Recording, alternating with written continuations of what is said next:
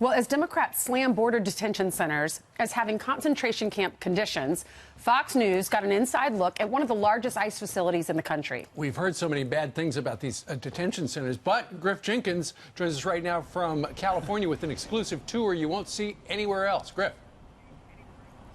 Steve, Ainsley, that's right. You know, this is one of the facilities across the country a few weeks ago that these protesters were saying that ICE facilities were inhumane, that they lacked adequate supplies, didn't have access to health care. Well, we came here to this one in Adelanto. It's one of the largest of all 33 across the country. And the acting director of the LA field office, Thomas Giles, gave us a firsthand look at everything we wanted to see. Here's what happened. Watch.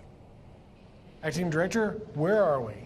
We're currently in the intake processing center at the Adelanto ICE Processing Center. This facility here houses up to 1,940 detainees. After they get classified and after they get booked in by the facility, we're giving them hygiene items. They have soap, shampoo, conditioner, toothbrush, toothpaste, as well as they have bed linens, socks, shoes, shower shoes, and then their uniform when they're detained here. Medical care is a top-notch priority. We have a full-time medical clinic here. One thing that we do offer here is for consulate phone calls and pro bono attorneys, it's a free phone call for the detainee. Director, what is this area here?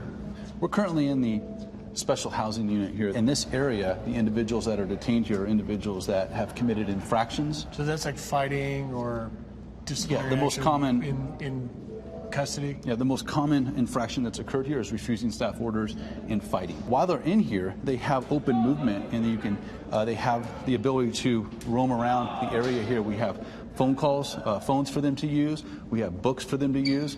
Individuals are able to play Xbox and watch movies. These guys are playing soccer. I presume this is the recreation yard. Yeah, right now we're in the recreation yard, and we offer the detainees anywhere from 2 to 3 hours a day, if not more, depending on the availability. In terms of the characterizations out there, there's a big national debate, but what do you want people to know? Well, I want people to know that when these individuals are detained here, we're giving them the care and custody that they need. We're going to do everything we can to keep the individuals safe while they're detained here.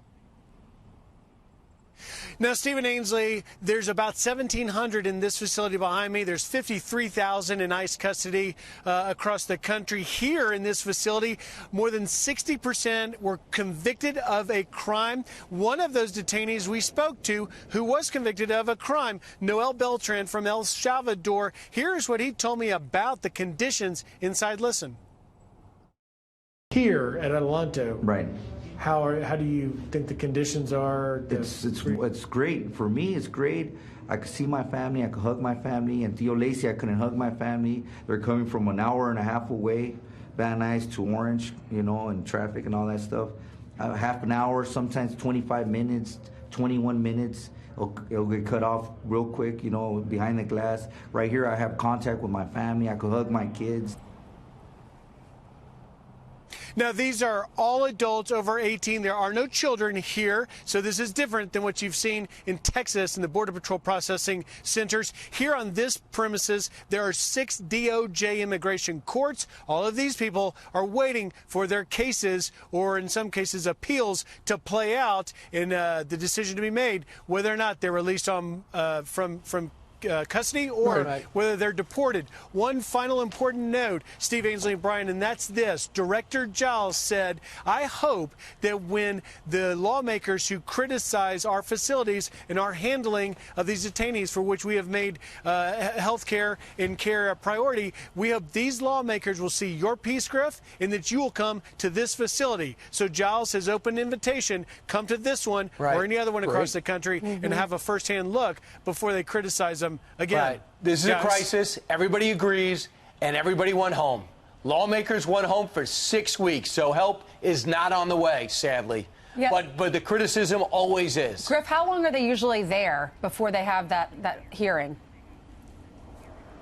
The average stay here is about 70, 75 days, so a couple of months, although some of the migrants have been upwards of 6 months to a year or longer, because under our system they can appeal. The appeals run through the Ninth Circuit Court, but you know the backlog of cases is upwards of 900,000 across the country, and we have more people coming, so it's a little bit longer stay. However, it's important to note, ICE likes to point out, that stay while your case is being heard, in the case of this place, you saw what it's like. It's not the very difficult overcrowding situation that we've seen down along the border. All right, Griff, thanks.